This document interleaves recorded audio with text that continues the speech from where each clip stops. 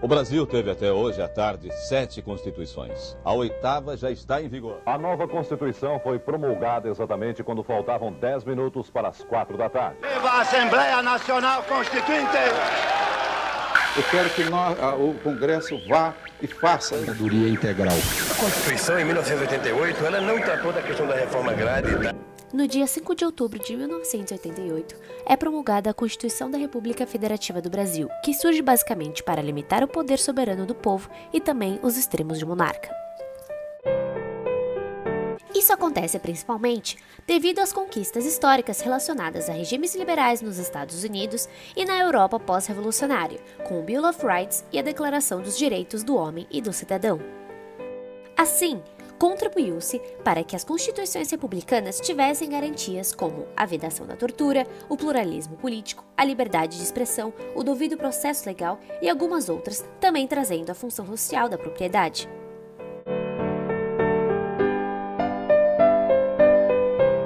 Mas afinal, estando próximos aos 30 anos da Constituição Brasileira de 1988, será que seu aspecto normativo tornou o Brasil diferente?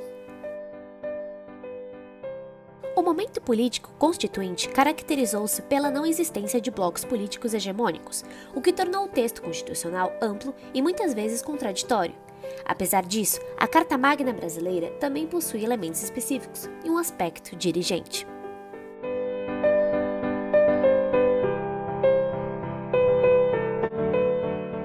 Ademais, essa abrangência trouxe também uma grande indeterminação, uma vez que muitos artigos constitucionais eram contraditórios, e isso fez com que muitos debates políticos saíssem da arena do legislativo e do executivo e fossem para o judiciário. Essa Constituição ampla e analítica tornou-se um texto resiliente que permite reformas em seu texto sem mudar sua essência constitucional. Foram 95 emendas que não alteraram os direitos fundamentais do texto e mantiveram com o ideal do estado de bem-estar social proposto pela Carta Magna. E essa grande proeminência do Poder Judiciário levanta questões polêmicas como: estaríamos, portanto, após 30 anos de promulgação da Constituição brasileira, vivendo em um governo de juízes?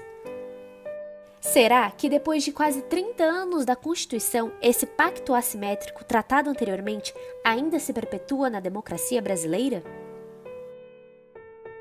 Algumas medidas recentes do governo Temer, como a do teto de gastos, colocam em xeque tal resiliência constitucional, uma vez que mudam aspectos centrais da Carta Magna brasileira, friccionando com outros artigos constitucionais.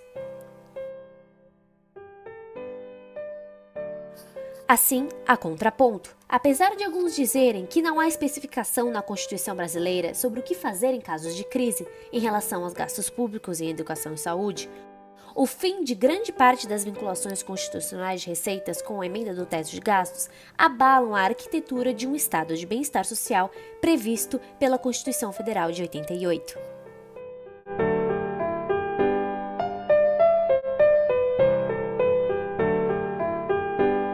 Existe uma luta constante por parte de aqueles que desejam concretizar esse projeto constitucional de 88, mas que por outro lado existem forças que não estão comprometidas com que se efetive esse texto.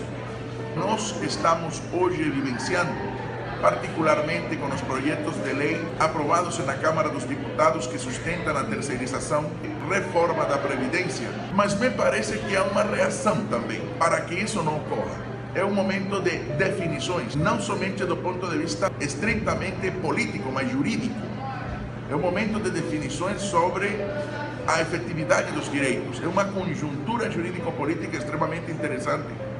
Ao longo destes 30 anos, nós tivemos, em primeiro lugar, me parece, um processo de afirmação desses valores constitucionais e dos direitos fundamentais. Então me parece que houve uma exploração interessante de direitos fundamentais, mas que ainda a grande contradição contemporânea radica na questão social, porque a Constituição de 88 plasma direitos sociais sem que o Brasil tenha conhecido o Estado Social de Direito. Mas acho que nós temos que ter confiança em que é possível dar passos à frente na efetivação dos direitos.